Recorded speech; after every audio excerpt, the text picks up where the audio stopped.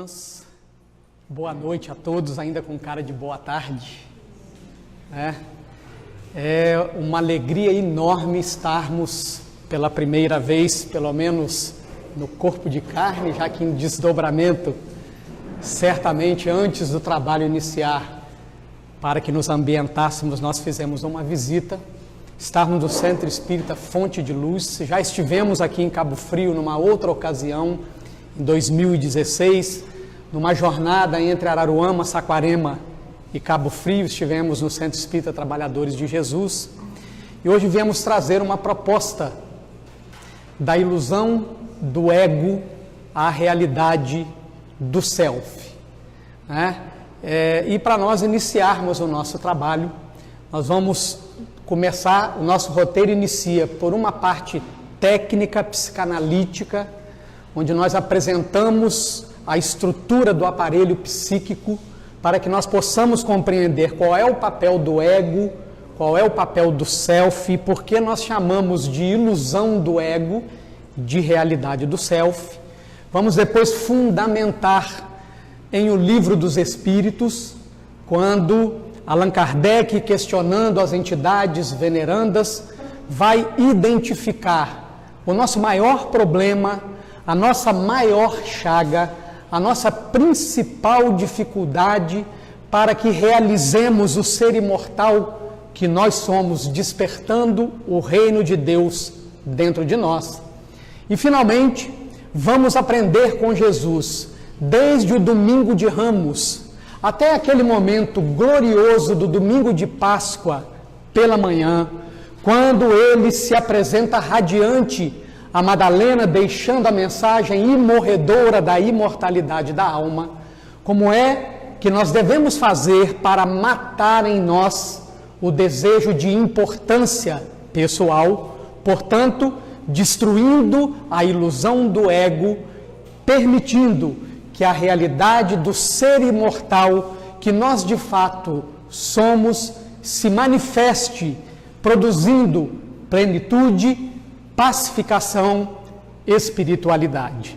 Comecemos, então, entendendo como funciona o nosso aparelho psíquico.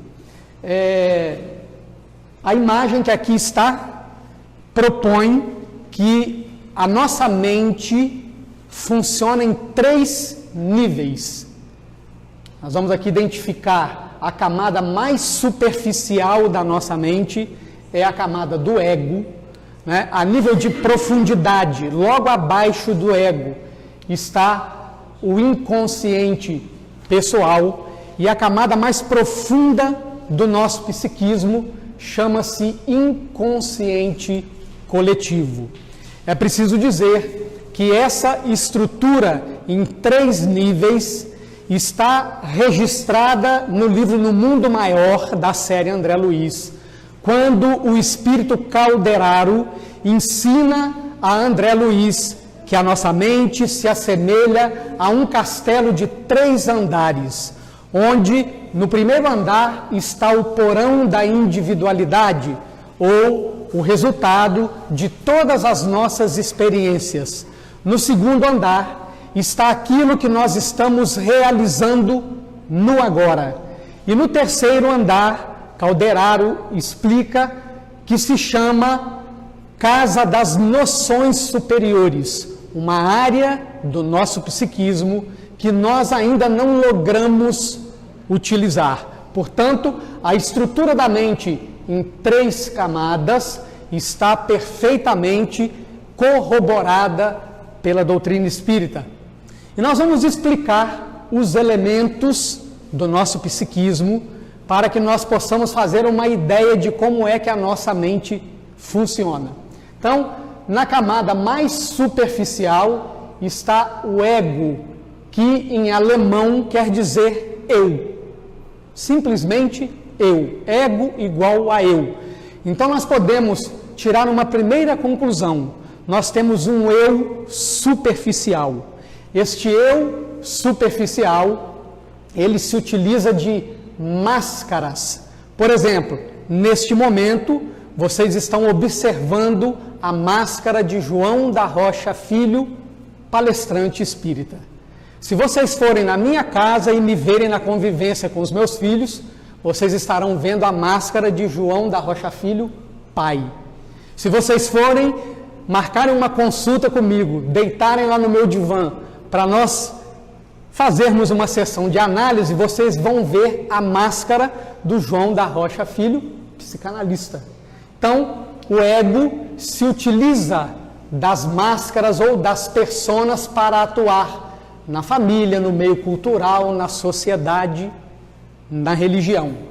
E é importante que essas máscaras existam, porque se por um lado elas produzem o efeito negativo, impedindo a autenticidade, o alinhamento entre o pensar e o sentir, por outro lado elas cumprem um papel positivo ao evitar que o indivíduo dê vazão aos seus instintos, aos seus desejos e às suas paixões.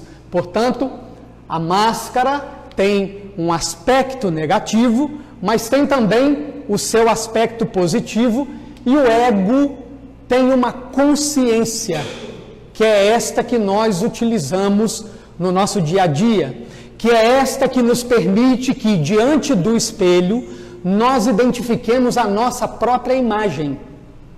Esta consciência que nos permite recordar das experiências desta vida. No entanto, eu faço uma pergunta para vocês. Lá na questão 621 de O Livro dos Espíritos, Allan Kardec questiona aos espíritos superiores aonde está gravada a lei de Deus, e obtém como resposta na consciência. Eu pergunto a vocês, é na consciência do ego que está gravada a lei de Deus? Na questão 621A, o pedagogo Allan Kardec, o pesquisador Allan Kardec, o cientista Allan Kardec, aprofunda o questionamento, dirigindo-se às entidades venerandas e perguntando: ora, se a lei de Deus está gravada na consciência, qual é a necessidade de se recordar dessa lei? E os espíritos dão uma resposta perturbadora, porque o homem a esquecera e desprezara. Deus quis que ele se recordasse. Eu pergunto para vocês, alguém de nós aqui esquece de vestir a roupa antes de sair à rua? Esquecemos? Não. Alguém de nós esquece de consultar a conta bancária no dia que o salário vai ser depositado? Não. Por que é que nós não nos esquecemos dessas coisas? Alguém esquece de pagar a conta da internet? Ou da TV a cabo? Por que é que nós não nos esquecemos dessas coisas? Porque elas são importantes para a nossa vida. Olha porque a resposta dos espíritos é perturbadora. Da lei de Deus, nós esquecemos. Lembramos do salário que cai na conta. Lembramos de nos vestir adequadamente, de produzir uma autoimagem do ego, harmoniosa, bela, para projetar esta imagem no contexto social, mas nós nos esquecemos da lei de Deus. Pior do que esquecer, o que é que nós fazemos quando, por exemplo, uma vassoura quebra o cabo e não é mais possível utilizá-la na higiene do lar? Nós a encostamos no local onde, de preferência, nós não vamos mais. Nós desprezamos a vassoura porque ela não nos serve mais. Nós fizemos isso com a lei de Deus. Nós não apenas esquecemos da lei de Deus, nós a desprezamos. Então, já descobrimos que a lei de Deus não está gravada na consciência do ego.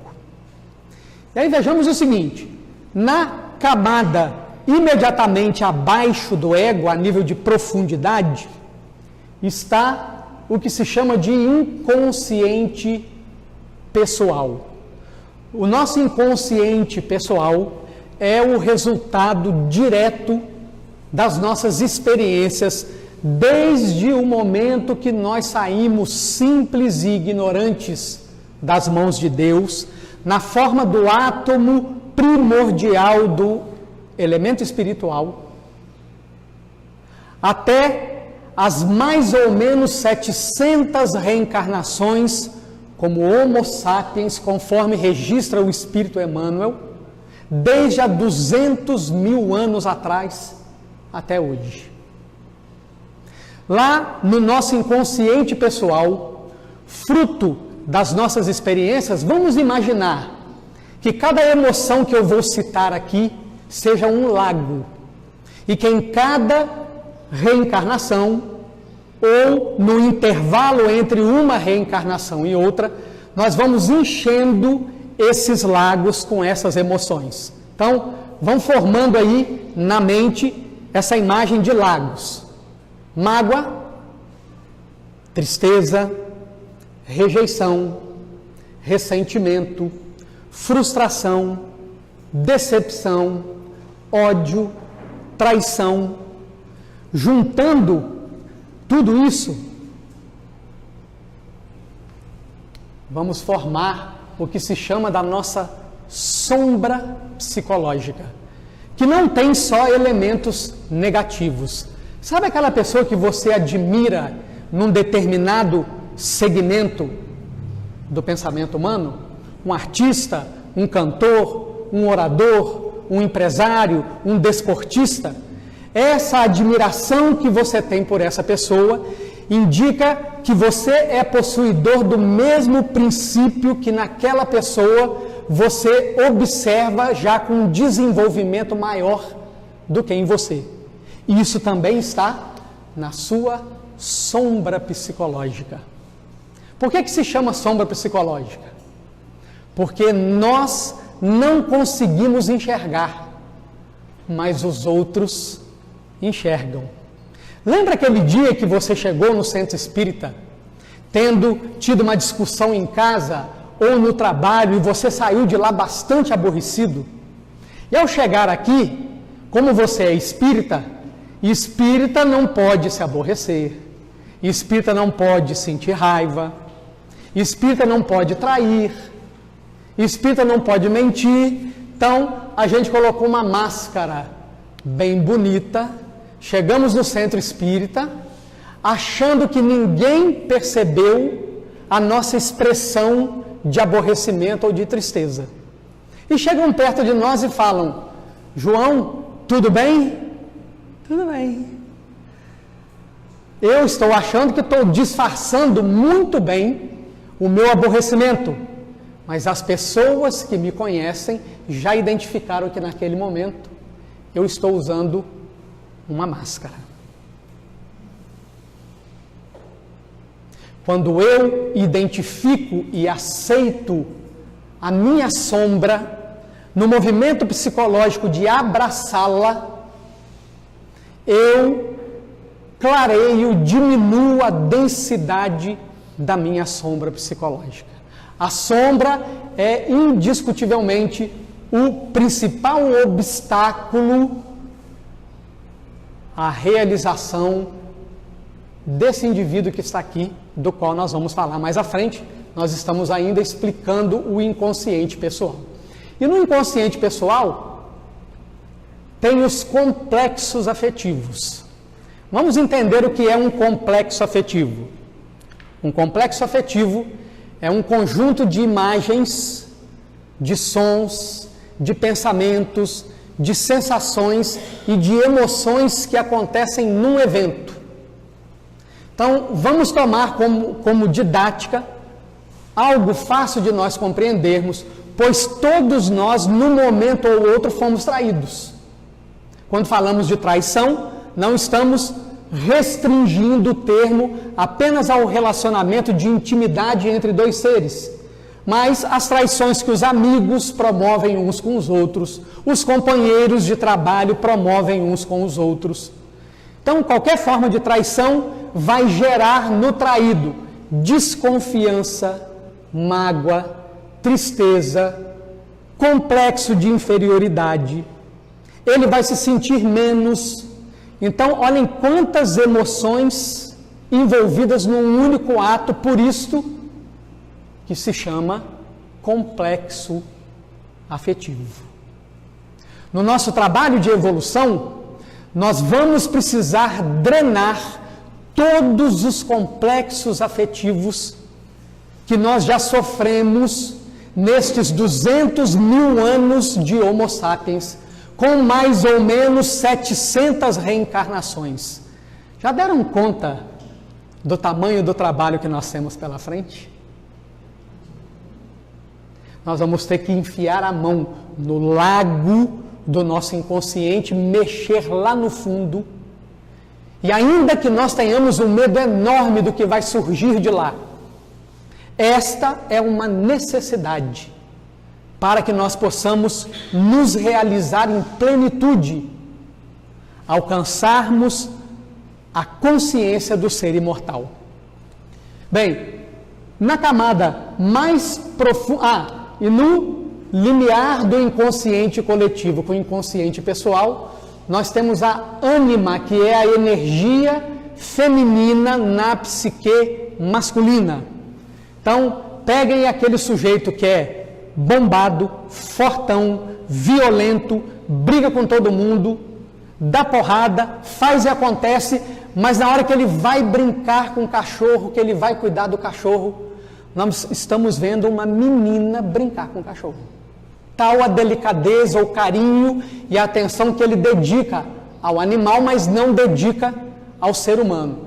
O que é isto? É a presença da energia feminina na psique masculina.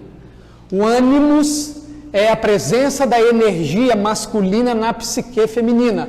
É aquela mulher de batom vermelho, brincão, salto, agulha 15, que chega na empresa e dá ordens, faz assim, faz assado, tira aqui, determina aqui, faz ali.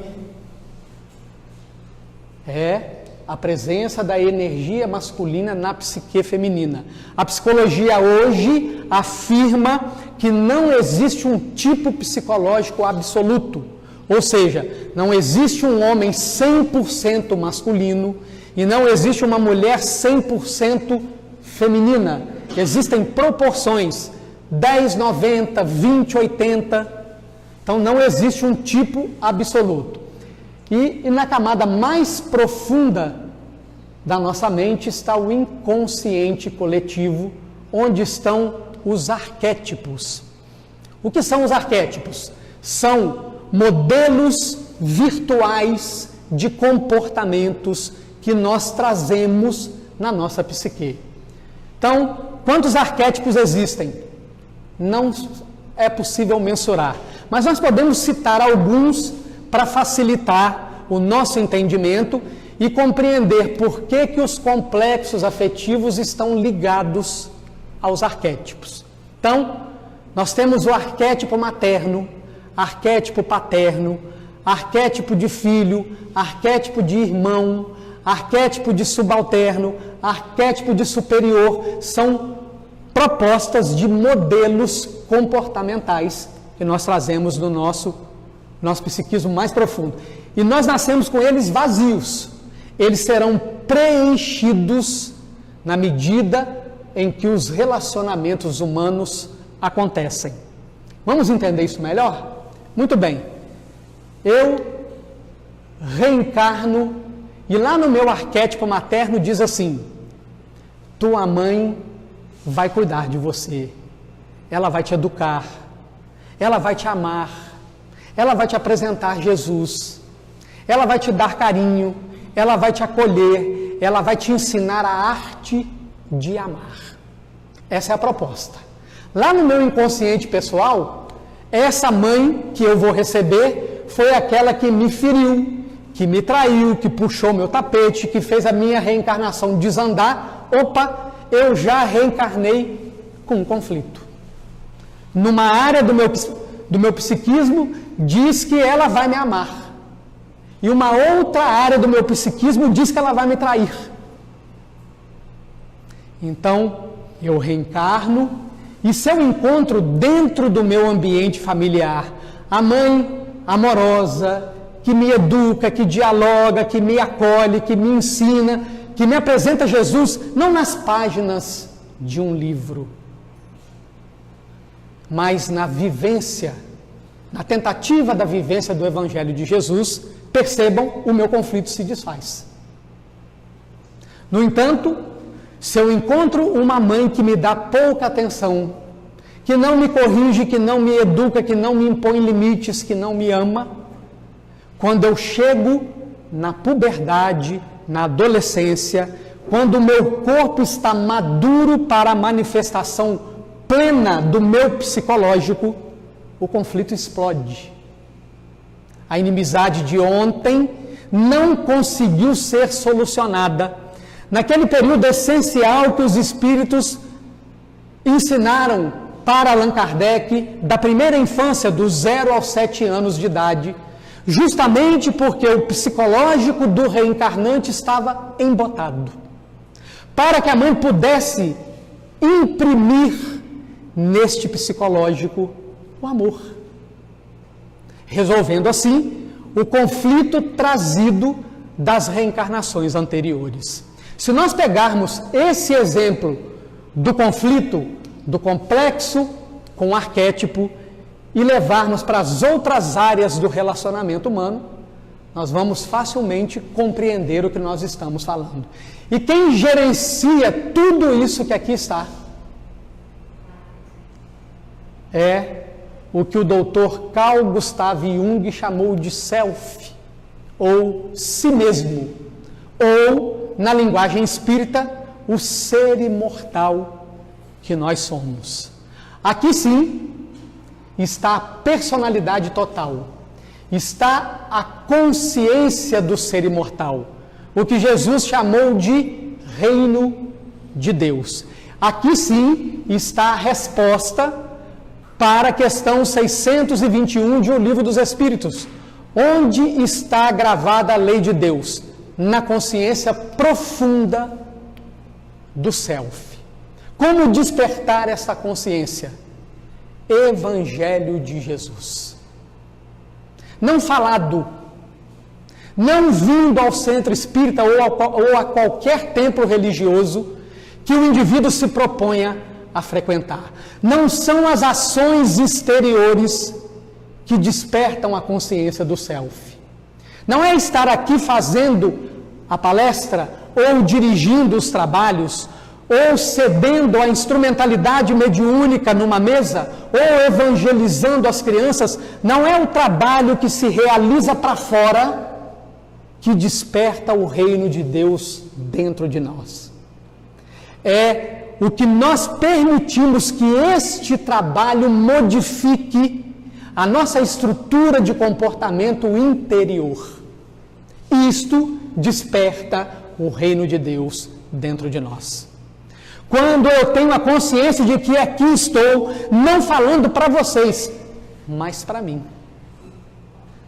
E de que eu devo sair daqui hoje cada vez mais consciente de cada palavra que eu disser a vocês. Permitindo que as reflexões que eu trouxe para mim e compartilho com vocês transformem a minha estrutura de pensar, a minha maneira de sentir e de olhar o mundo, produzindo aquilo que chamou Jesus de olhos de ver e ouvidos de ouvir. Então é quando eu realizo o trabalho para fora, mas também realizo o trabalho para dentro. Isso desperta a consciência do ser imortal.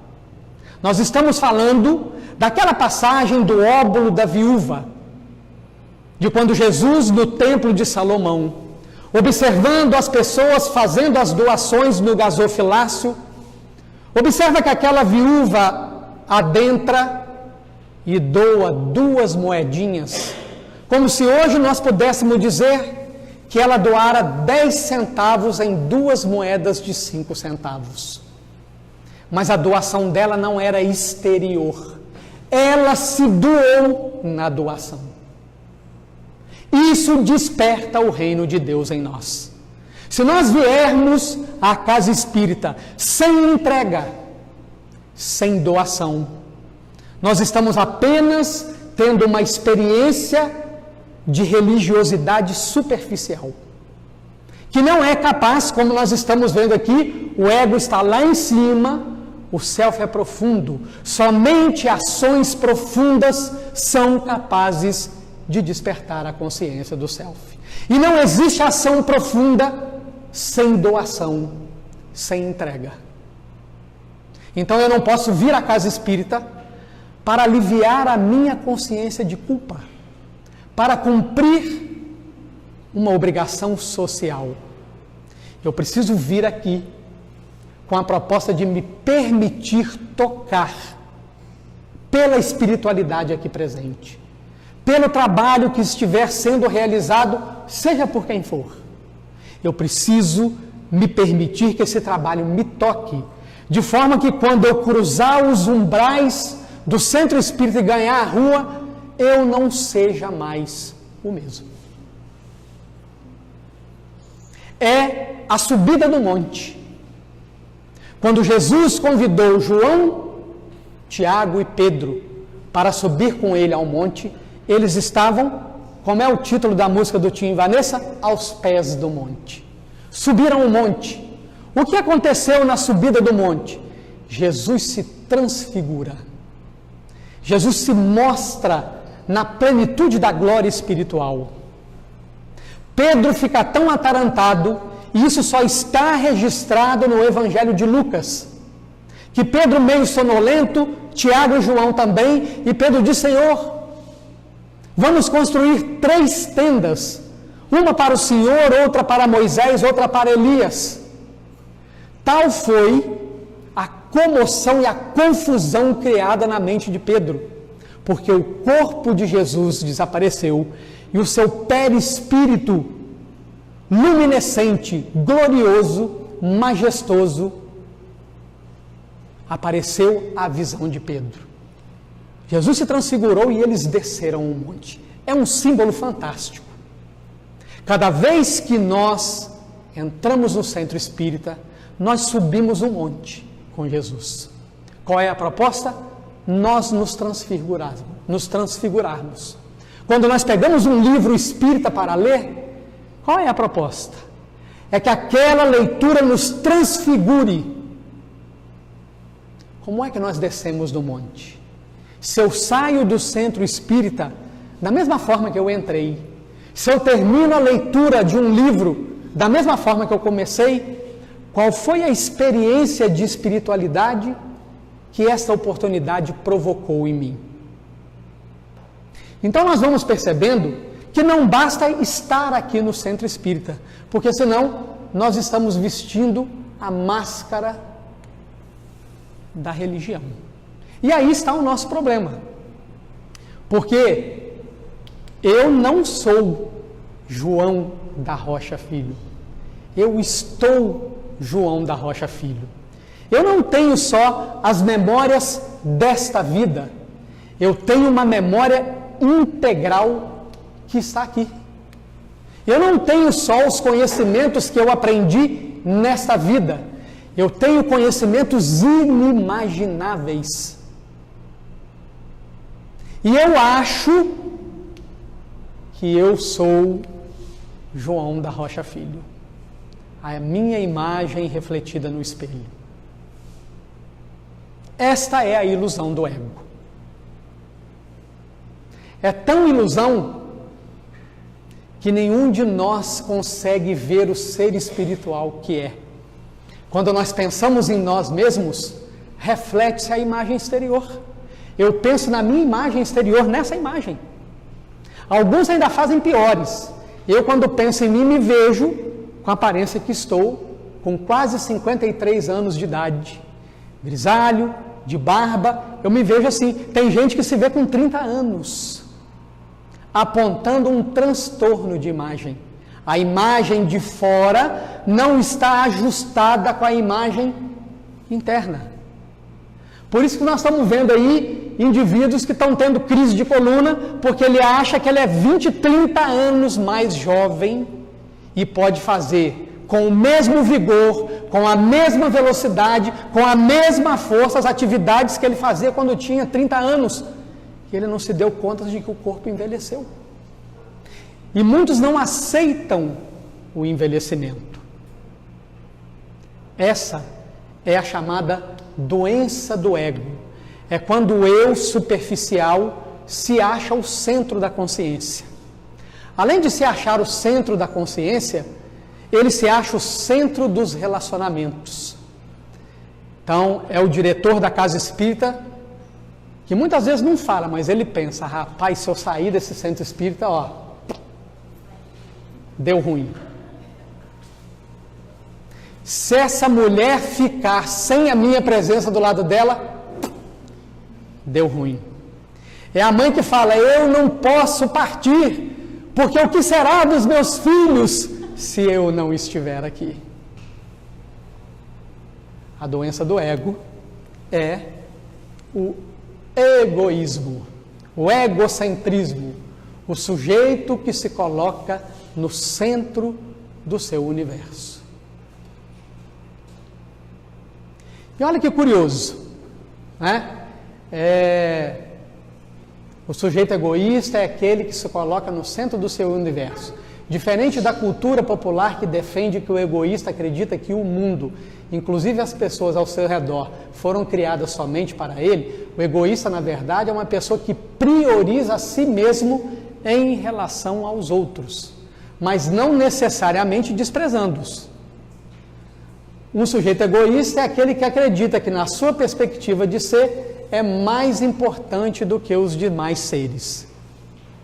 E aí vamos entender isso aí em duas perguntas que Allan Kardec dirige aos espíritos no Livro dos Espíritos. Vamos lá.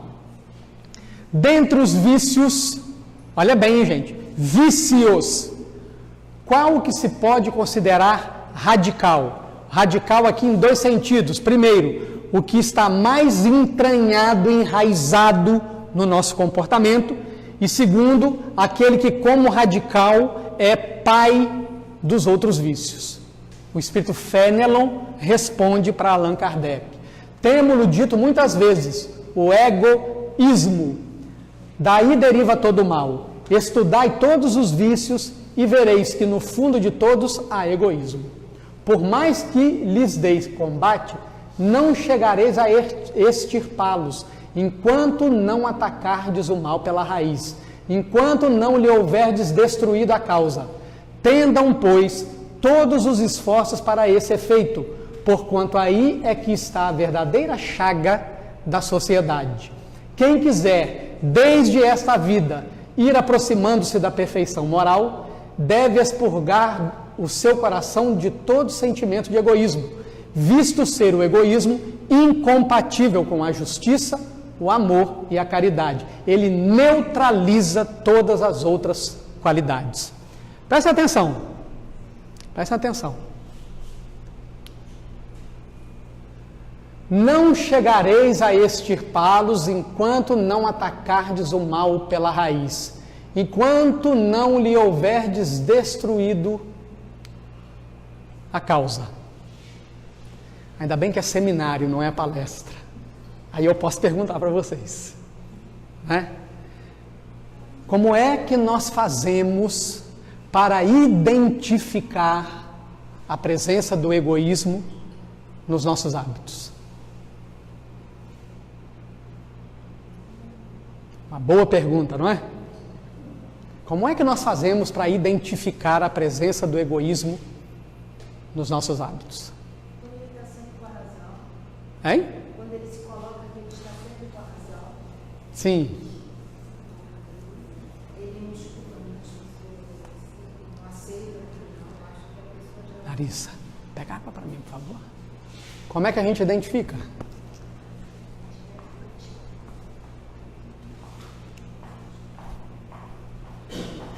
Não se esqueçam que nós estamos num seminário espírita e, portanto, a doutrina espírita dá todas as respostas. Como é que nós fazemos para identificar a presença do egoísmo nos nossos hábitos? Qual é o meio prático mais eficaz de se melhorar nesta vida e resistir aos arrastamentos do mal? Questão 919 de O Livro dos Espíritos. Um sábio da antiguidade vô-lo disse: homem, conhece-te a ti mesmo. Vejam bem,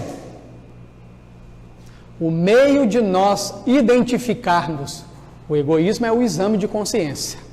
Pergunto a nós aqui presentes: quem de nós faz metódica e sistematicamente o exame de consciência nos moldes que Santo Agostinho propõe no Livro dos Espíritos? Levante a mão, por favor.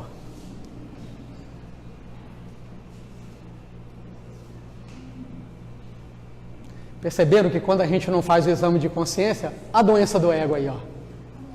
Né? Querem entender melhor ainda a doença do ego?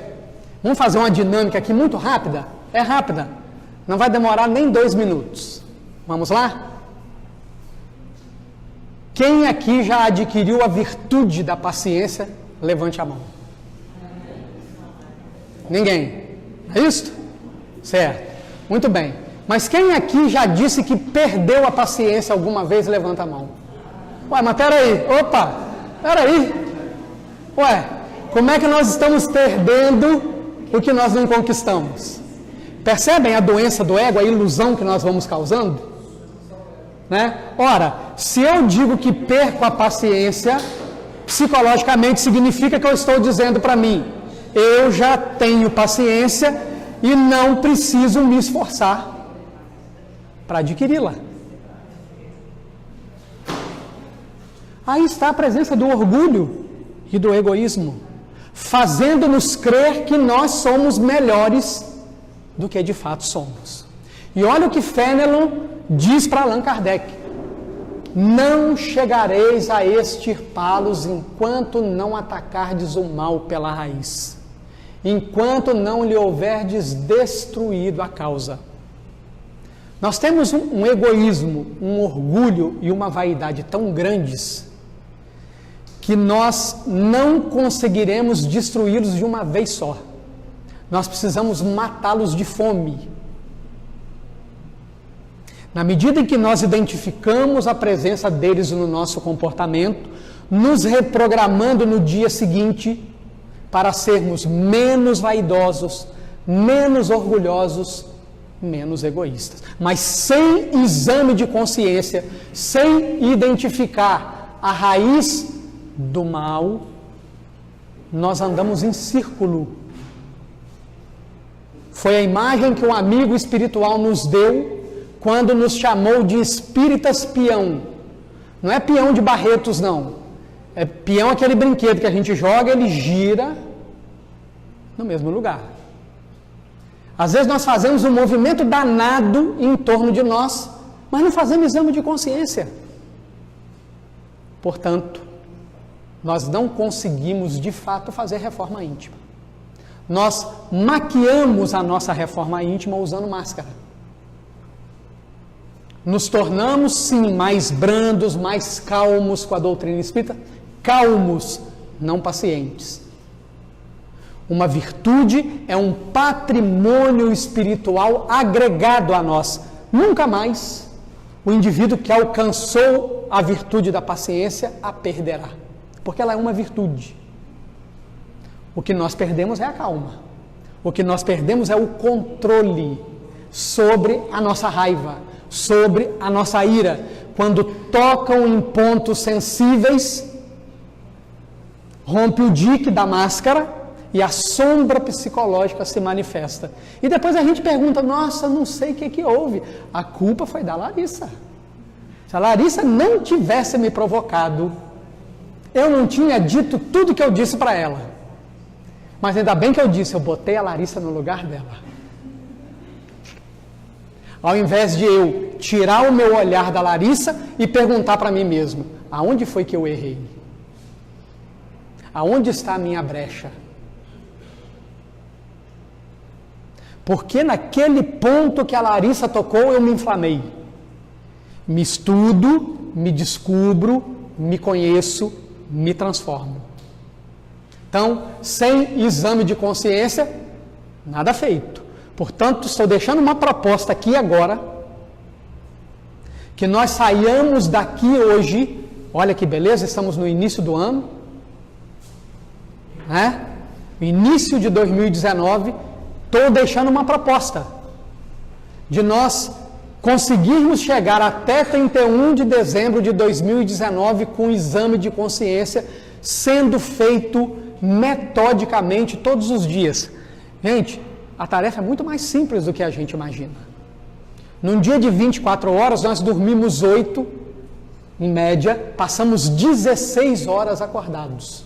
Em 16 horas, nós podemos organizar o nosso tempo e retirar de 15 a 20 minutos para fazermos o exame de consciência. Não há nenhum de nós aqui que não consiga, quando quer. E aí, Allan Kardec continua, lá na questão 917. Qual o meio de destruir-se o egoísmo? Porque uma vez que ele identifica o mal, é preciso entender como se faz para destruir.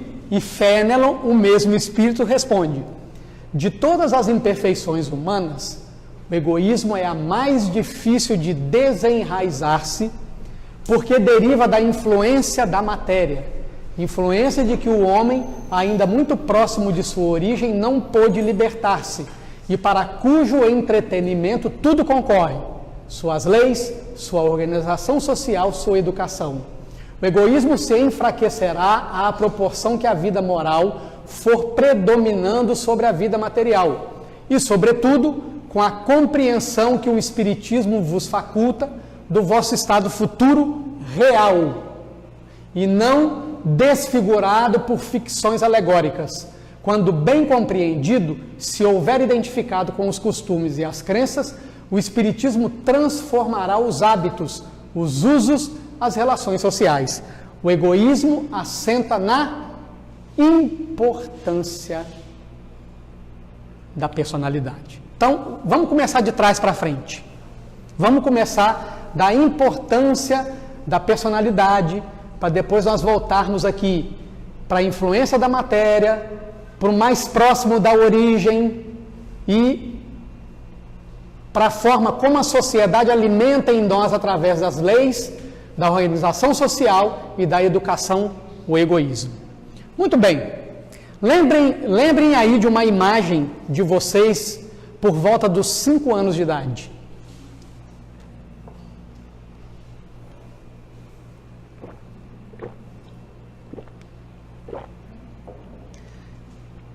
Eu gosto de provocar. Quem não conseguiu se lembrar, procure um terapeuta. Você tem trauma. Procure um terapeuta. Se você só lembra da sua infância de 7, 8 anos em diante, procure uma terapia. Você tem um problema. Quem conseguiu se lembrar, 4, 5 anos de idade, lembra isso, naquele momento você tinha noção de quem você era. Se você tinha noção de qual era a projeção da sua família na sociedade. Se a sua família era rica, pobre, se a sua casa era boa ou não era. Lembra qual era a importância que isso tinha para você aos 5 anos de idade? Nenhuma. Se deram conta, nós já fomos livres. Por isso, quando nós nos frustrávamos, nós fazíamos pirraça no meio da rua. O problema era dos nossos pais que passavam vergonha. Mas nós éramos livres. Se estávamos com raiva, não tínhamos máscaras. Se estávamos frustrados, nós expressávamos as frustrações. Aí o que os nossos pais começaram a ensinar pra gente? Máscara. Vamos entender a máscara? Vamos lá. Você chega no aniversário de uma criança de 4 anos. O que a criança de 4 anos está esperando ganhar no dia do aniversário? Aí você dá uma camisa. Quando ela abre o embrulho e não tem ali um presente, um brinquedo, tem uma camisa, como é que a criança faz? Quando ela não pega aquilo, joga para lá. E aí os pais ficam envergonhados porque às vezes quem deu a camisa foi o melhor amigo ou a melhor amiga, ou o vizinho, ou o chefe que foi convidado para o aniversário. E aí o pai ensina: meu filho, não faz isso que você está envergonhando o papai. Quando ele te der um presente, você tem que sorrir. Aí volta no ano seguinte, 5 anos, aniversário. O que uma criança de 5 anos espera ganhar? Aí, na hora que ela abre o presente, o que tem? Roupa. Aí ela sorri. E ela começou a aprender a usar máscara. E começou a aprender que no jogo social usar máscara é bom. Se a máscara for a máscara do super-homem para os homens e da Mulher Maravilha para as mulheres, se for a imagem da autossuficiência, se for a imagem do sucesso, se for a imagem do passeio no vestibular na Federal em primeiro lugar, e bota um outdoor na cidade para todo mundo saber que naquela família ali, ó, o DNA da inteligência é bom. E nós vamos ensinando o quanto é bom se destacar na sociedade. E vamos criando um problema muito sério, porque influência da matéria. O que Fenelon está falando aqui? Ó? Influência da matéria. Materialismo. É o que o Espiritismo veio destruir. Mas o que significa materialismo? Significa possuir dinheiro, carro, casa, bens materiais, apenas isso? Não. Quando você compra um celular de última geração e sai dali se achando superior, é materialismo. Você está alimentando em você a consciência de que você é um ser material. Apesar de você verbalizar que você é um espírito eterno. Quando você senta na mesa e come mais do que você precisa, é materialismo. Quando nós nos utilizamos do sexo como fomentador de sensação e não de afetividade, é materialismo. Quando eu sento no carro de 200 mil reais, passo na rua e me sinto superior aos outros, é materialismo. Quando eu reformo a minha casa, porque o vizinho reformou a dele e ficou bonita, e eu estou competindo com um vizinho, é materialismo. Quando eu busco aumentar o meu salário, sem necessidade, extrapolando a posse do necessário, questão 922 de O Livro dos Espíritos, é materialismo.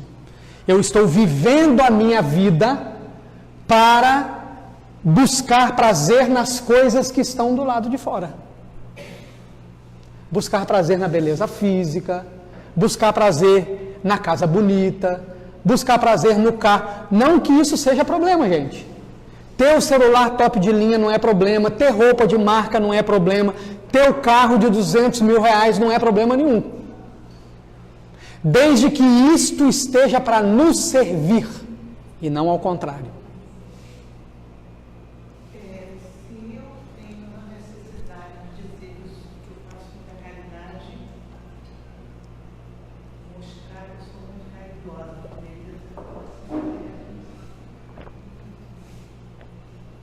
que a vossa mão direita, se a minha mão direita está mostrando, é materialismo. É importância de personalidade. Vocês estão se dando conta do problema de inúmeras instituições espíritas aí que estão fazendo propaganda da caridade que produzem? Qual é o fiel da balança aí? Intenção. Qual é a intenção? É a intenção que determina se a divulgação é uma propagação do bem ou se trata apenas de importância da personalidade. Então presta atenção. O materialismo, ele acontece porque o homem ainda muito próximo de sua origem. No livro Evolução em Dois Mundos, o espírito André Luiz narra o desenvolvimento do princípio espiritual inteligente, que inicia sua trajetória no átomo primordial do elemento espiritual, estagia no reino mineral,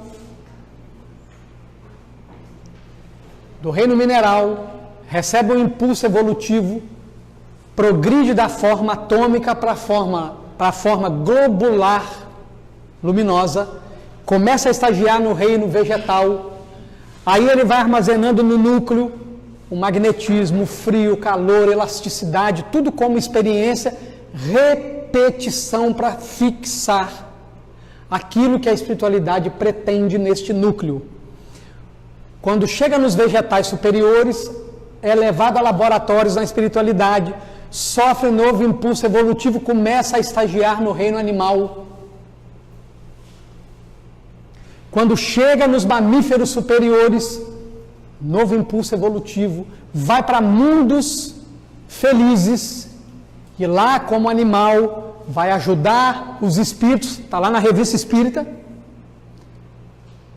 de 1858, mês de março, vocês podem consultar lá, que Allan Kardec entrevista um morador de Júpiter, que é considerado o mundo mais evoluído do nosso sistema solar, o mundo feliz, um homem que foi um oleiro no século XVI, na França, chamado Bernard Palissy, e Bernard Palissy dá a Allan Kardec informações de que animais inteligentes, bem mais inteligentes do que os nossos animais, fazem o trabalho bruto em Júpiter. Quando eles atingem determinado nível de evolução lá, eles voltam para os mundos primitivos e ali começa, naquele ponto que Darwin traça a teoria evolucionista do macaco para o Pithecanthropo, para o Australopithecus, para o Homo habilis, ainda de 4.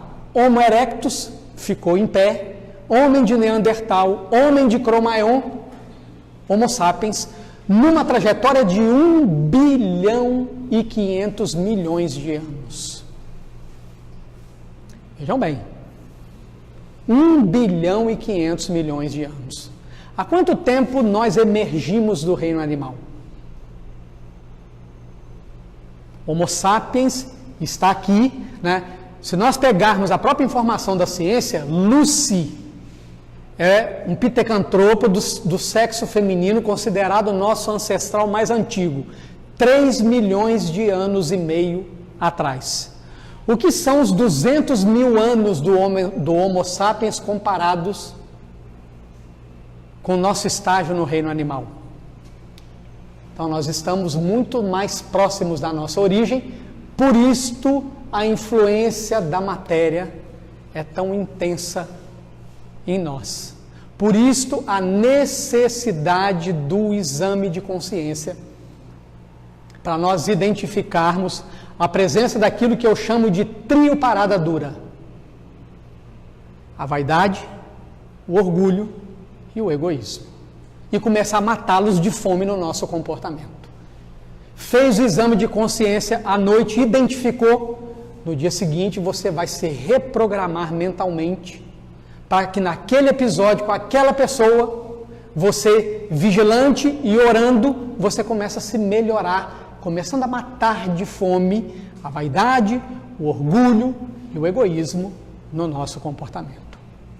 Daqui para frente, nós vamos deixar a fundamentação da doutrina espírita e vamos percorrer do Domingo de Ramos, passando por todas as estações da Via Sacra de Jesus, para nós aprendermos como matar em nós a importância pessoal do ego para permitir que o self se manifeste.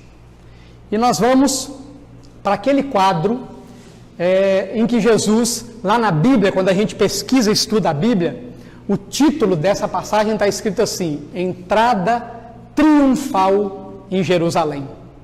Espírita estuda Bíblia? Não, gente. Por que será que o Haroldo Dutra traduziu o Novo Testamento. Né? O espírita precisa estudar a Bíblia. Até para ele entender o seguinte, né? O Haroldo tem um livro chamado Texto e Contexto. Né? Como Jesus disse, eu não vim quebrar a lei, eu vim cumpri-la. Né? Então, a gente precisa compreender que as falas de Jesus estavam todas assentadas no Velho Testamento. E que aquilo tinha uma cronologia, uma temporalidade. Para a gente entender, aprofundar a nossa compreensão sobre as falas de Jesus. Jesus, nessa passagem, né, ele antecipa e fala para 2 discípulos: vá a uma propriedade, lá tem uma jumenta com um jumentinho, pegue, se o dono questionar, diga que o Senhor precisa e depois será devolvido. E olha que curioso, Jesus vai entrando em Jerusalém sentado no lombo da jumenta, e as pessoas vão deitando por onde ele passa as suas capas, as suas túnicas, os ramos, e Jesus vai passando com a jumentinha em cima. E ele vai sendo aclamado: Hosana ao filho do Davi, bendito aquele que vem em nome do Senhor, Hosana nas alturas. Então ele vai sendo aclamado, mas ele está sentado no lombo de uma jumenta. E são as patas da jumenta que tocam naquelas oferendas. Não são os pés de Jesus. E aí Divaldo Franco, numa palestra, conta que em uma das suas meditações com Joana perguntou para ele: Divaldo, meu filho, você sabe por que Jesus entrou em Jerusalém? Jesus que só andava a pé, no máximo cruzava o mar da Galileia de barco. Por que na entrada em Jerusalém, Jesus não pisou com os seus próprios pés nas oferendas que eram deitadas no caminho por onde ele passava? Por que ele se sentou no lombo da jumenta? E o Divaldo, surpreendido com o questionamento de Joana, respondeu para ela: não sei. E aí Joana explicou para Divaldo: meu filho, aquelas pessoas aclamavam um rei terreno, algo que Jesus nunca disse que era. Portanto, se ele pisa com os próprios pés naquelas oferendas, ele estava atestando, aceitando, assinando embaixo a aclamação que o povo dava a ele como um rei terreno.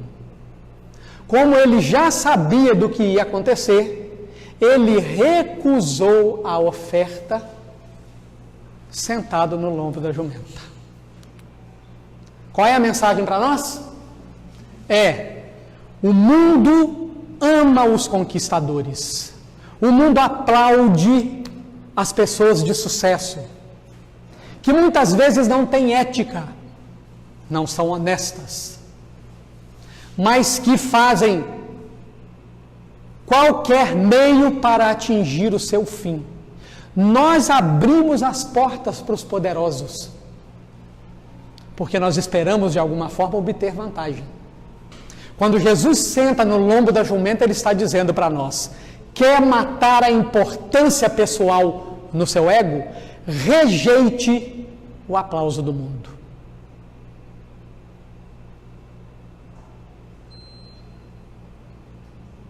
Nós estamos prontos para rejeitar os aplausos do mundo? Estamos prontos para viver sem elogio? É o primeiro passo para nós começarmos a desarticular a ilusão do ego. E percebam como a linha é tênue, né? O indivíduo que é competente no que faz, por si só, ele alcança o destaque social. Mas a maioria de nós nos movimentamos como objetivo alcançar o destaque social. Jesus está dizendo: sentado no lombo da jumenta. Rejeitem os aplausos do mundo. Porque isto alimenta a importância pessoal. Rejeite o elogio, porque isto alimenta a importância pessoal. Dentro da sua profissão, faça como sua intenção apenas servir. Porque o contrário disto alimenta a importância pessoal. No seu trabalho na casa espírita, não busque trabalhar para se destacar. Busque aprender a servir, porque do contrário, alimenta a importância pessoal. Do contrário, é descer do lombo da jumenta e pisar na oferta do mundo, que aplaude aqueles que se destacam, que gosta daqueles que se destacam, que gosta dos poderosos, dos fortes. Perceberam como isso ficou claro no pleito eleitoral do ano passado?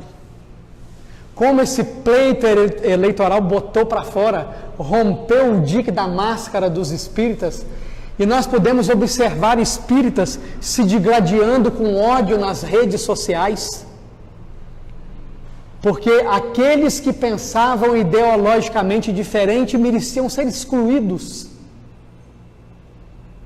Isso criou um racha no movimento espírita, quando Jesus ensinou que por muito nos amarmos, nós seríamos reconhecidos como seus discípulos. Então, o primeiro passo para nós destruirmos a ilusão do ego é deixar de buscar este alimento da importância pessoal nos relacionamentos. Entender que nós não passamos de vasos, que sem Jesus não produzem nada. Somente com Jesus nós ganhamos utilidade. Nós somos um satélite. Quem ilumina a lua? Eu pergunto a vocês. Quem ilumina a lua? O sol. Quem nos ilumina é Jesus. Nenhum de nós tem luz própria.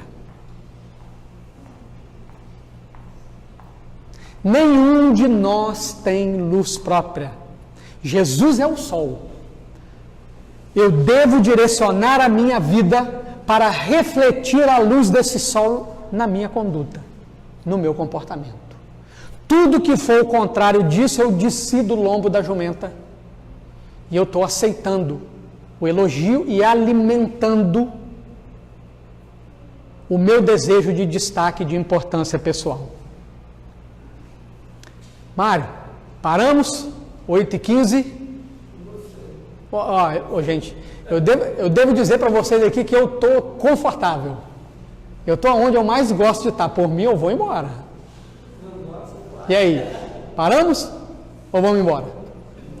Então vamos lá. Aí, muito bem. Isso é no domingo de Ramos. Uma semana depois, o indivíduo que era aclamado, hosanas ao filho de Davi, bendito aquele que vem em nome do Senhor, está preso e condenado à morte.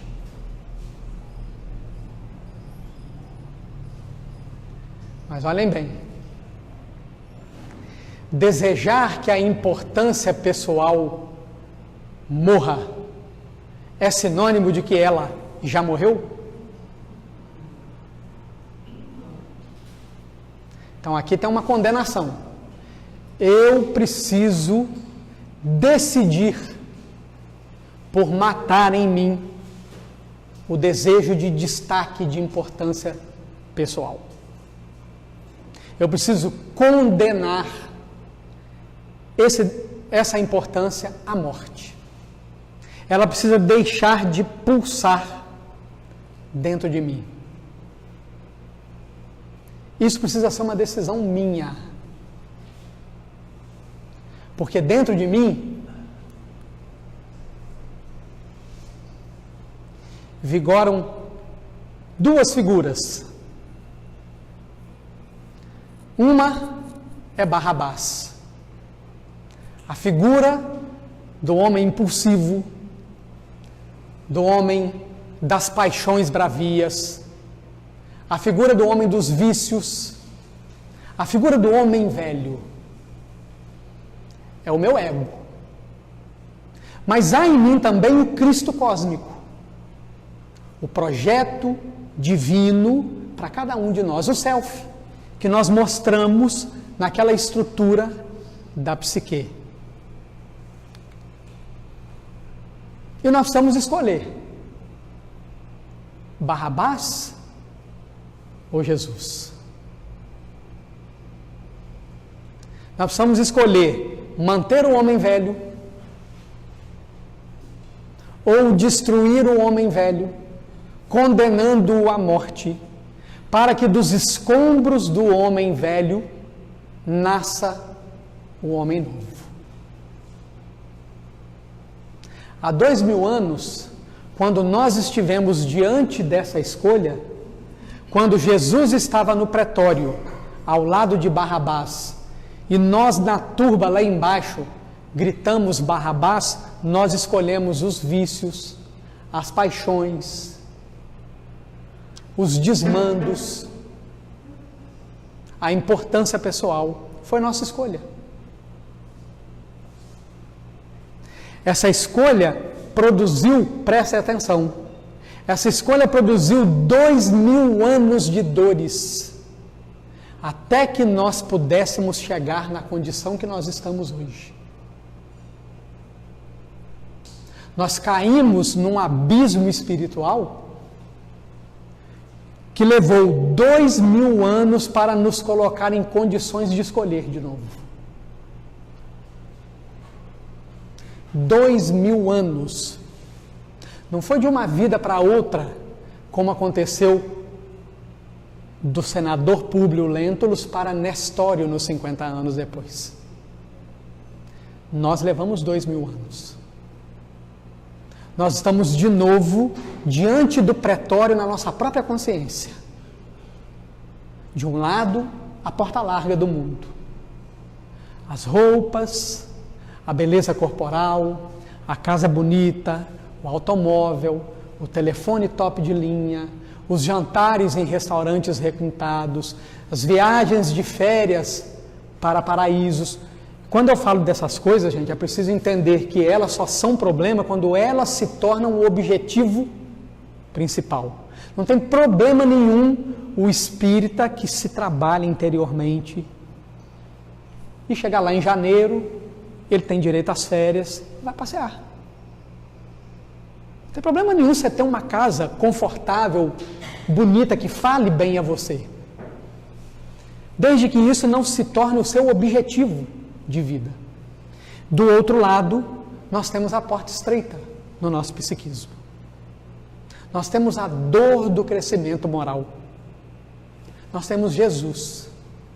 Nós estamos de novo diante de uma escolha. Se nós escolhermos Barrabás, a nossa vida vai continuar. Nós vamos desencarnar. E aí eu chamo a atenção de vocês para um fato. Nós somos trabalhadores da última hora, não é isso? Não é isso que está no Evangelho segundo o Espiritismo? Trabalhadores da última hora. Eu pergunto a vocês, qual é a hora que tem depois da última?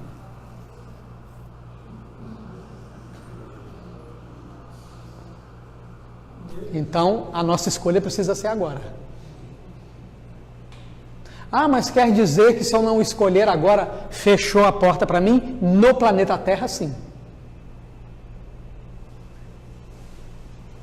No planeta Terra, sim.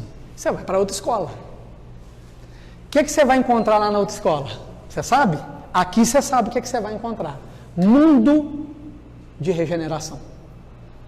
Onde os espíritos tomam fôlego para continuar o seu processo evolutivo. Olha que beleza! Olha que beleza! Nós vamos tomar fôlego, nós vamos respirar melhor.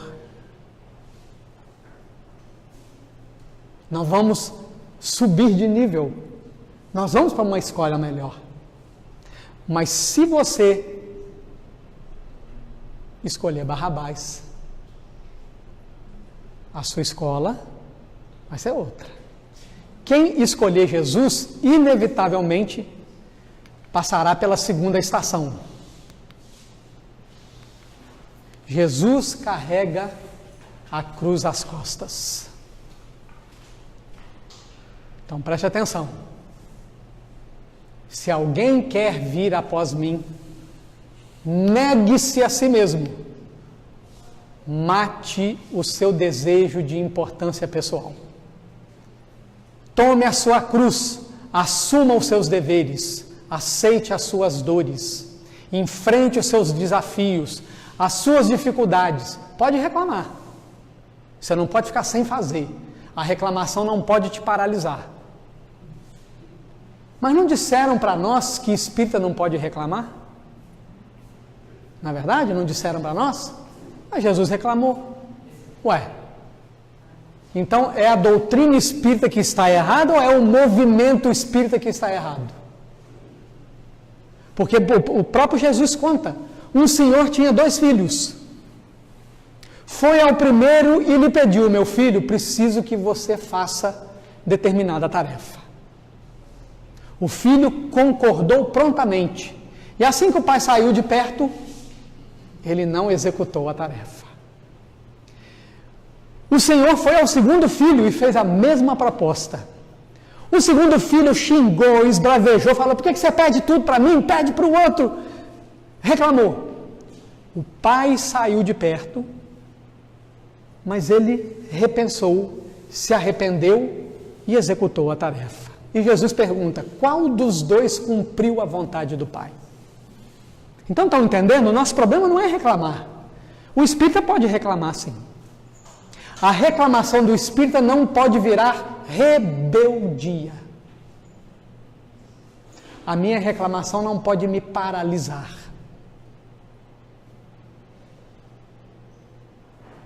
Se eu reclamo e mantenho a posição em que eu estou perdendo tempo.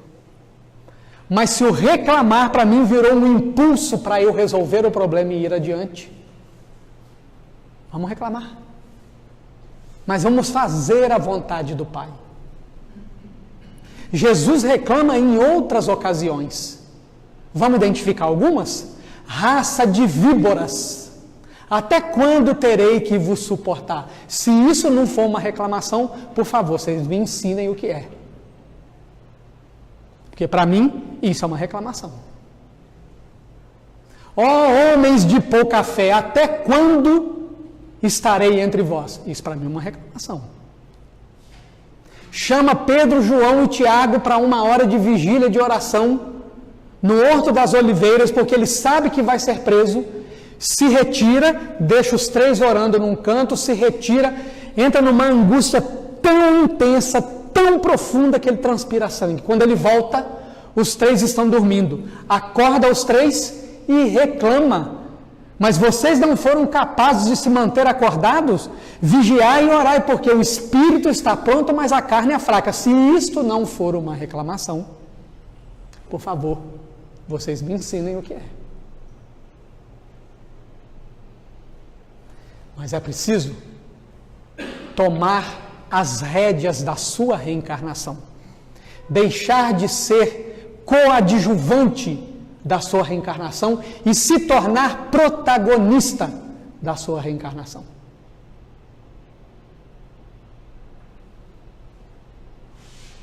Deixar essa rebeldia de lado, pegar o exame de consciência, colocar lá. Lá no final do texto da resposta à questão 919A, Santo Agostinho diz: o autoconhecimento é a chave para a felicidade do homem. Ora, na medida em que eu não faço exame de consciência, eu estou dizendo para mim mesmo que eu não quero ser feliz. Então, eu preciso assumir a minha cruz, seguir Jesus, pois quem quiser salvar a sua vida por amor de mim, perdê-la-á. Mas quem perder a sua vida por amor de mim, achá-la-á. Aqui em cima, O ego, aqui embaixo, o self.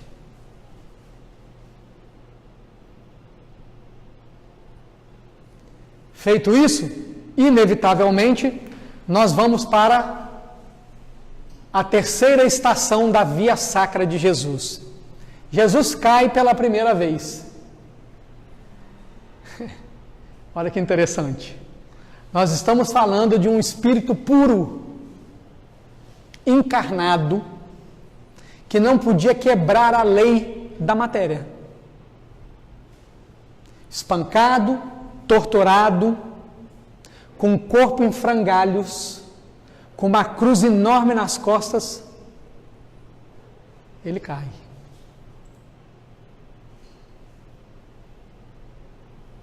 Lá no Livro dos Espíritos, Kardec questiona: para se atingir a perfeição,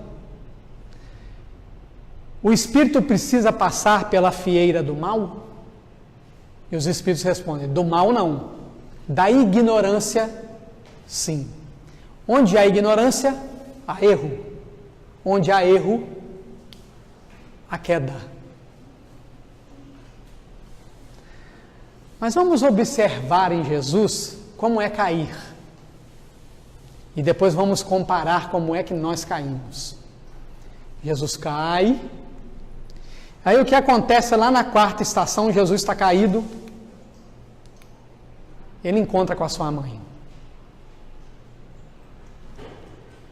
Esse símbolo está falando para nós do seguinte: para espíritos como nós,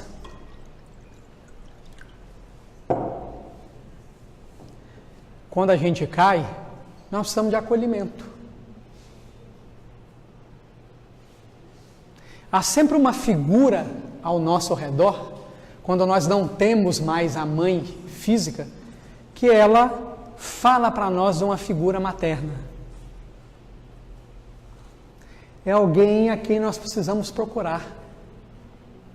Quem assistiu aqui a Paixão de Cristo, de Mel Gibson, apesar de toda a violência que o filme produz, nesta cena, que é uma cena do filme, antes de Jesus dizer essa frase para a mãe, ele olha para ela e ela só movimenta os lábios, dizendo para ele: eu estou aqui.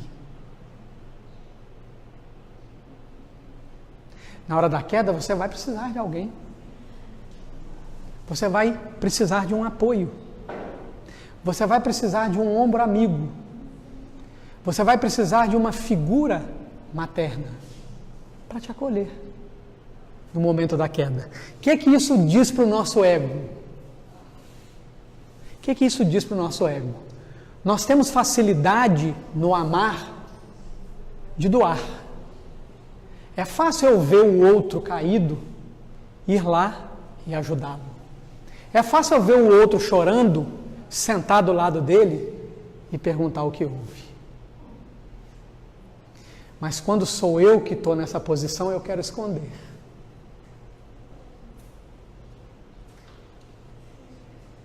E quando Jesus cai pela primeira vez, ele encontra com a sua mãe, com uma figura de acolhimento. Sempre tem alguém disposto a nos acolher. Basta que a gente permita. Essa é uma dificuldade no nosso movimento de amar.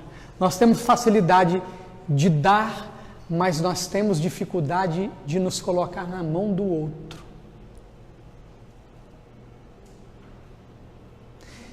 E se a gente não aprender esse movimento de receber, o amor não fica pleno, completo. Eu preciso destruir essa imagem de autossuficiência no meu ego. Quantas vezes a gente diz assim: eu vou resolver sozinho. Eu não preciso de você. Se você quiser ir comigo, tudo bem. Se você não for, eu resolvo sozinho. Essa imagem de autossuficiência, de uma pseudo-fortaleza, é só imagem. Nós somos frágeis. Nós tememos a morte. Nós nem tememos o processo de desligar o perispírito do corpo físico, não. Nós tememos o encontro com a própria consciência. Dessa realidade da qual nós temos fugido do exame de consciência. Se Jesus caiu, nós vamos cair também. Isso é fato.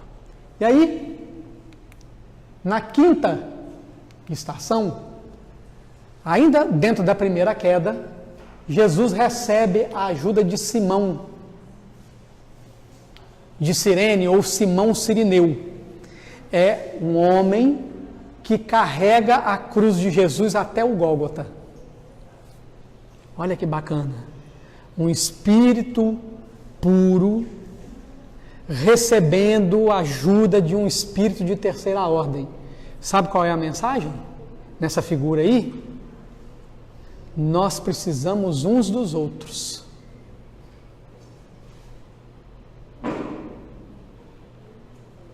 Lá em Romanos, Paulo fala: somos um só corpo em Cristo, somos membros desse corpo, somos membros uns dos outros. Cada um tenha sobre si mesmo uma estima justa. É essa engrenagem do centro espírita. Um é orador, o outro é médium, o outro é evangelizador, o outro tem a capacidade de administrar, de gerir, o outro de aglomerar, o outro de acolher, sem que um precise entrar na área do outro, ajudando um a carregar a cruz do outro. Lá no Paulo Estevão, Emmanuel registra uma fala de Paulo, quando na primeira viagem, onde vai Paulo, Barnabé e Marcos, que eram adolescentes, quando eles chegaram no primeiro objetivo da viagem, dali para frente, Paulo propôs que eles fossem mais adiante. Marcos sentiu saudade de casa, quis voltar. O que Paulo falou para ele? No Evangelho é bom que se chegue em fileiras, porque aquele que se desgarra precisa chegar bem sozinho. Se a gente formar a imagem da fileira na nossa cabeça, é como se nós estivéssemos todos com os braços entrelaçados uns com os outros. Aquele que começa a querer ficar para trás, ele é puxado pela fileira. Lá no livro dos médiuns, Kardec vai chamar de o feixe de varas. Uma vara sozinha se quebra. Bote um feixe de vara juntos e não se quebra. Uma vara sustenta a outra. Simão sustentando Jesus. Nós precisamos aceitar ajuda, reconhecer a nossa fragilidade, aceitar ajuda. Aqui a ajuda da força bruta, aqui a ajuda da sensibilidade. Olha que gesto que só podia vir de uma mulher. Jesus caído, Verônica é tocada na sua sensibilidade de mulher e ela se destaca do meio da multidão, vai lá e enxuga o rosto de Jesus numa toalha e as feições de Jesus de suor e sangue ficaram gravadas naquela toalha. Quem não precisa de um afago? Quem não precisa de um colo? Jesus, um espírito de primeira ordem encarnado, ensinando para a gente que aqui nós precisamos da ajuda uns dos outros. Hora da força, hora da dinâmica, hora da sensibilidade. Hora do carinho, do afeto, da atenção. Mas nós precisamos destruir no nosso ego essa autossuficiência que não passa de uma ilusão. Porque nenhum de nós é autossuficiente. É essa a lição que Jesus está deixando para nós. Aprenda a aceitar ajuda. Aprenda a reconhecer que você não é tão forte quanto imagina que é. Permita-se ser amado. Permita receber. Essa é a lição. Na sexta estação, Jesus cai pela segunda vez. Então preste atenção numa coisa. Quando a gente cai, o que é mais importante? A queda ou a forma como nós nos levantamos da queda? Vejam que muitos de nós caímos, nos utilizamos de um mecanismo de desculpismo para ficarmos bem, mas de fato nós não nos predispomos à mudança.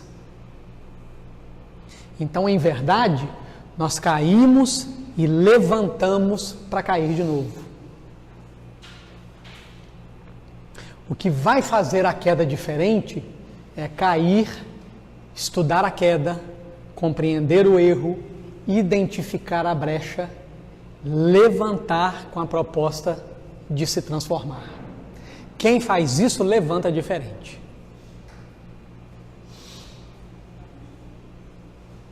Se a ignorância está prevista no nosso caminho, se o erro é esperado,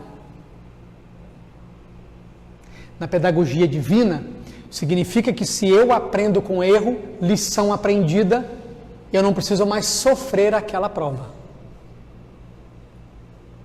Se eu não aprendi com o erro, aquela situação vai se repetir. Puxa aí na sua memória. Há quanto tempo alguma coisa está se repetindo na sua vida? Muda a pessoa, muda o cenário, mas o fundo é o mesmo. Significa que você não aprendeu a lição. Portanto, você caiu, levantou para cair de novo.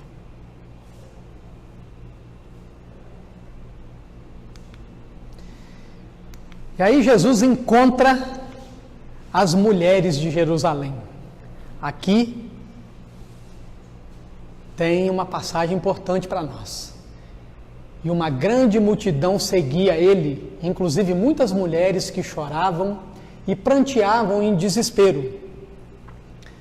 Porém, Jesus, dirigindo-se a elas, as preveniu: filhas de Jerusalém, não chorais por mim. Ele já era liberto. Mas nenhum de nós ainda se libertou. Então, olha como o nosso olhar é um olhar que se equivoca.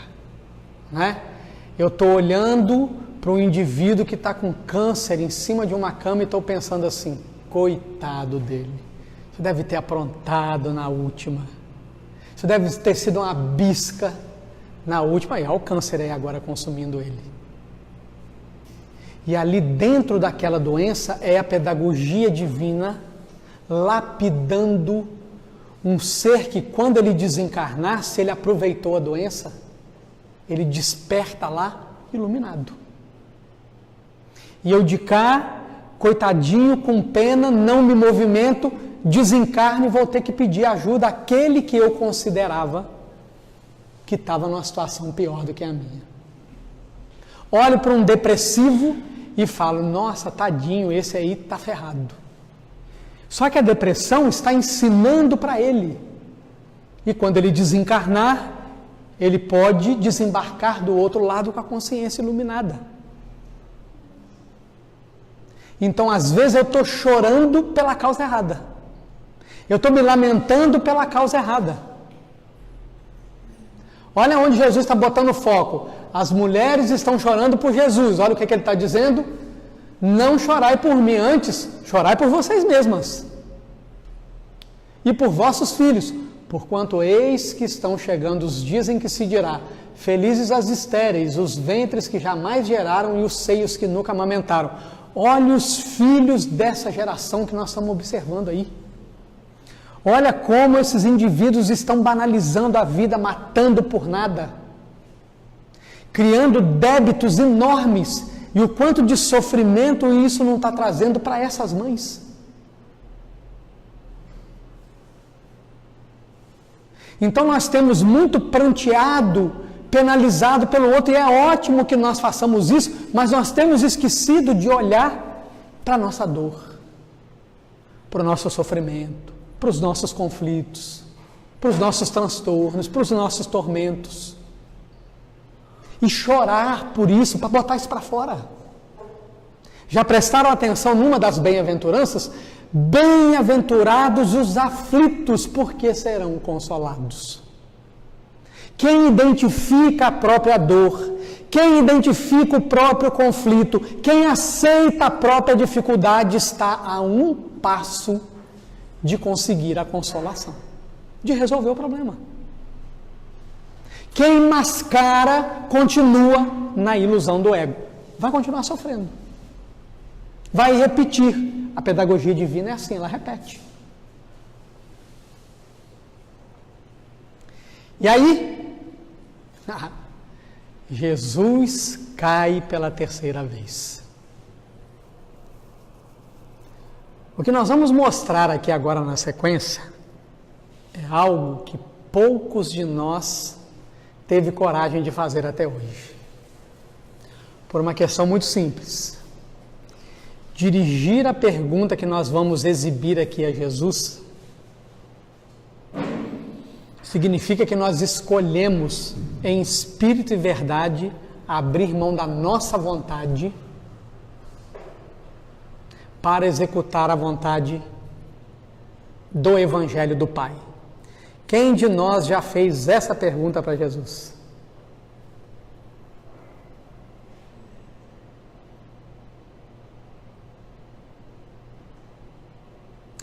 Nós vamos percebendo que caiu uma vez, caiu duas, caiu três, antes do próximo estágio que nós vamos mostrar. Significa dizer que não é apenas o momento da decisão, eu quero mudar. Este é apenas o momento em que nós saímos da inércia espiritual, da zona de conforto. Porque olha que interessante o que vem depois que Jesus cai pela terceira vez. Jesus é despojado de suas vestes. Esse símbolo aí lembram das máscaras que eu falava lá no início? Nós vamos ter que despir a veste da vaidade. Nós vamos ter que despir a veste do orgulho. Nós vamos ter que despir a veste do bonzinho, do santinho, do que não fala mentira, do que não trai, do egoísmo. E tirar essas vestes dói.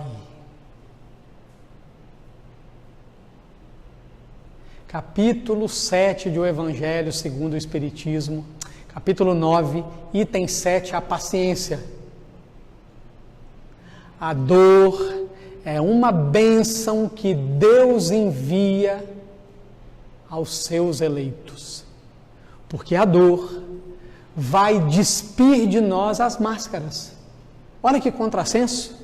Nós construímos máscaras e o Evangelho propõe que nós retiremos as máscaras que nos ensinaram a ter. Então, para eu matar em mim o desejo da importância pessoal, eu preciso me despir dessas vestes. Estamos dispostos? Temos coragem? Entendemos qual é o papel da dor? Queremos sentir essa dor de tirar as vestes? Porque para o próximo passo é preciso tirar as vestes. Se eu quero matar em mim o desejo de importância pessoal,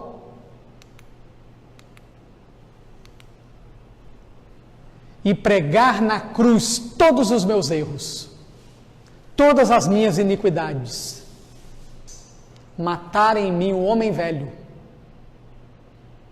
só é possível tirando as vestes. Nós ouvimos muito falar numa fala de Paulo, somente nesse trecho aqui: já não sou eu quem vive, mas o Cristo que vive em mim. Mas nós esquecemos de olhar para o que estava escrito antes: fui crucificado com o Cristo. Nós queremos que Jesus viva em nós, mas ser crucificado com Jesus, nós não queremos. Então, para Jesus viver em mim, eu preciso matar dentro de mim, crucificar a vaidade, o orgulho e o egoísmo, pois onde vigora vaidade, orgulho e egoísmo, não há espaço para Jesus crescer dentro de nós. Por isso Paulo é tão claro aos Gálatas 2:20: fui crucificado com Cristo. Assim, já não sou eu quem vive, mas é o Cristo que vive em mim. A vida que agora vivo no corpo, vivo-a pela fé no Filho de Deus que me amou e se entregou por mim. Se as nossas vidas não refletirem isso aqui, nós estamos vivendo uma ilusão.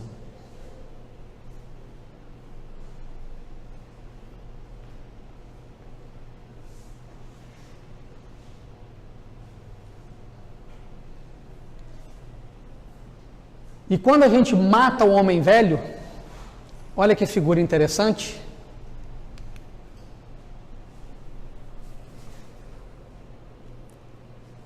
O ego perdeu a sua importância.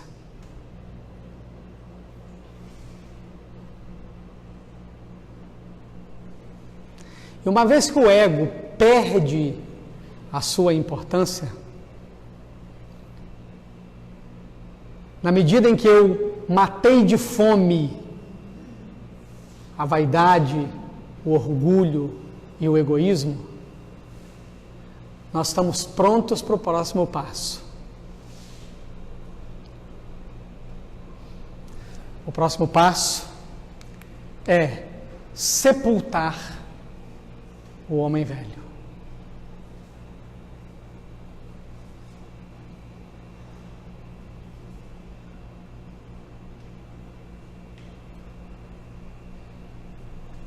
Nós estamos prontos para sepultar o homem velho?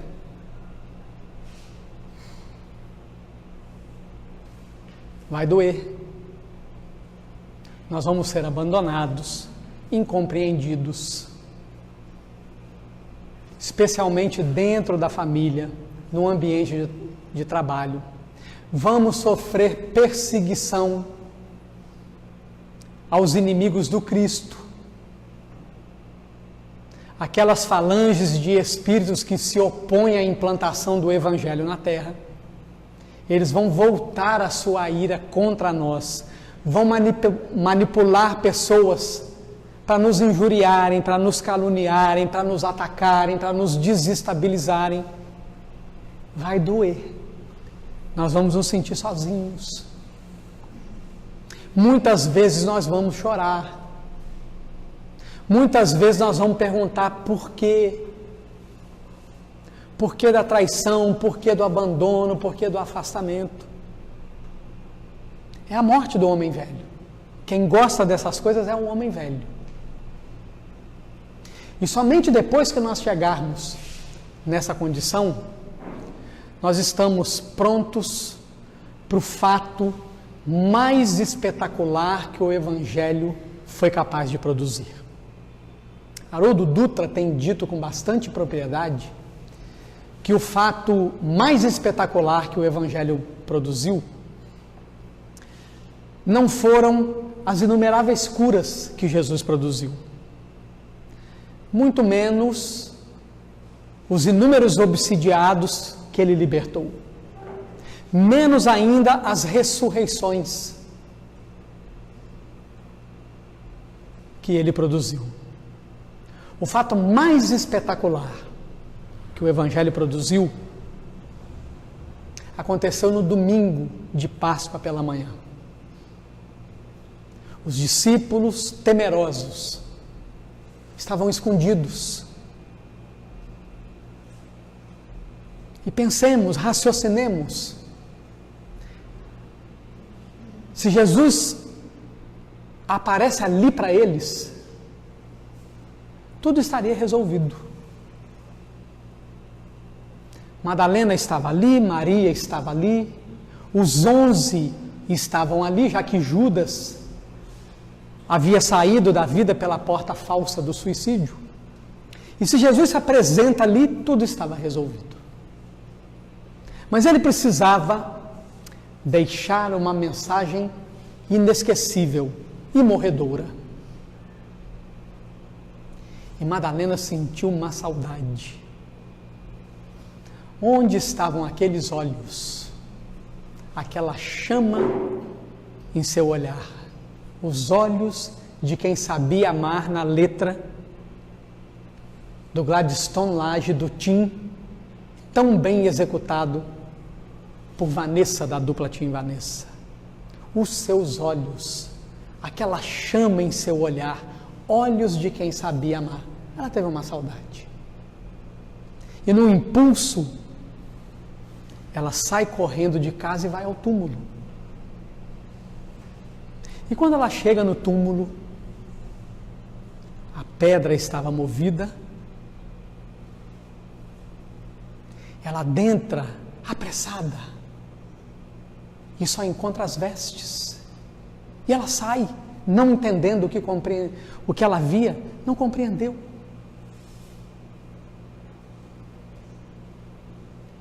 E então ela ouve uma voz a chamá-la. E na sua visão mediúnica, Jesus, na sua glória espiritual. Esse é o fato mais importante que o Evangelho produziu. Porque ele atesta a vitória do Espírito sobre a matéria. Ele atesta a imortalidade da alma. Ele atesta a glória do reino de Deus que espera por cada um de nós, que recusando os aplausos do mundo, tomando a sua própria cruz, escolhendo dentro de si Jesus ao invés de Barrabás, agora, ao contrário do que escolhemos antes. Lá há 2000 anos escolhemos a porta larga dos vícios e das paixões, e agora precisamos escolher a porta estreita. Lá escolhemos Barrabás, agora é preciso escolher Jesus. Tomar as rédeas do nosso destino, da nossa vida, a nossa cruz, negar a importância pessoal e seguir Jesus. Cair uma vez, destruir em nós o sentimento de autossuficiência e aprendermos na arte do amor não apenas a dar, mas a também receber. Receber de um homem na imagem da força, da dinâmica, mas receber da mulher na figura da sensibilidade, do carinho, do acolhimento. Aceitar a ajuda, entender que quando nós aceitamos a ajuda, nós também estamos evangelizando o outro, dando a ele a oportunidade da caridade. Cair uma segunda vez, aprender com a queda, se elaborar com a queda, se descobrir na queda. Cair uma terceira vez, despir-se das máscaras, pregar o homem velho na cruz, matar o desejo de importância pessoal, sepultá-lo, para que o ser imortal que nós somos, a realidade do self, comece a comandar os nossos pensamentos, o nosso falar, o nosso sentir e o nosso agir, nas palavras de Paulo, fazendo novas todas as coisas. Fora deste trajeto que Jesus nos ensina, tudo é uma bruma de ilusão, que a morte, que promove o encontro com a própria consciência, estabelecerá a nossa realidade. seguindo Jesus, tomando a nossa cruz, negando a nós mesmos, nós estaremos despertando o reino de Deus dentro de nós. Fazendo assim, não apenas a folhinha do calendário vai se virar de 2018 para 2019, mas a cada amanhecer será novo, porque Jesus estará definitivamente habitando dentro de nós. Feliz 2019. Gratidão. Que Jesus nos abençoe hoje e sempre.